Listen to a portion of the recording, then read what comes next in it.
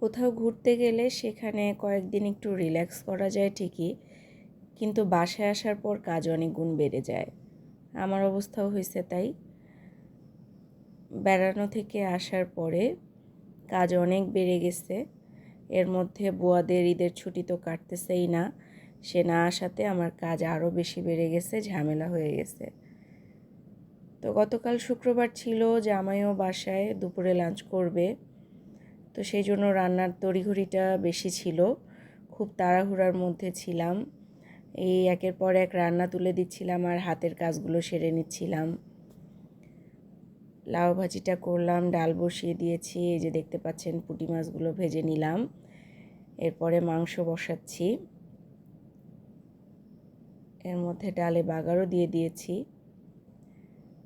মাংসটা কষাতে নিচ্ছি আর সাথে সাথে হাতের বাকি কাজগুলো সেরে নিচ্ছিলাম।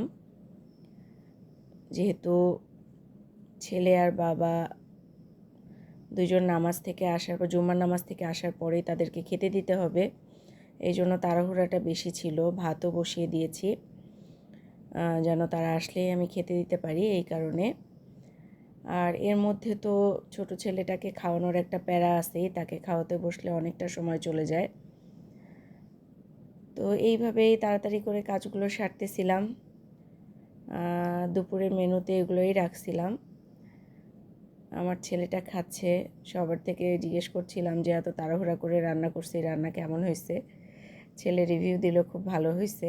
আর এই যে ছুরি শুটকি ভর্তা করেছিলাম, এটার ভিডিওটা আমি আপনাদের সাথে আরেকদিন শেয়ার করব। ছেলের বাবা দুজনকেই তুলে তুলে দিচ্ছিলাম খাওয়ানোর সময়। ভাবলাম আপনাদের সাথে একটু শেয়ার করি গতকাল দুপুরের মেনুতে কী কী রেখেছিলাম সেটা। আর যেহেতু তাড়াহুড়োর মধ্যে ছিলাম, সেটাও একটু দেখাই যে কিভাবে কাজ করছি আসার পরে। এই তো, আপনারা কি কি রেখেছিলেন আপনাদের দুপুরের মেনুতে গতকালকে, আমাকে অবশ্যই কমেন্টস করে জানাবেন, আমার ভালো লাগবে। আপনাদের কমেন্টসের অপেক্ষায় থাকবো। আর ভিডিওটা ভালো লাগলে অবশ্যই শেয়ার করে দেবেন।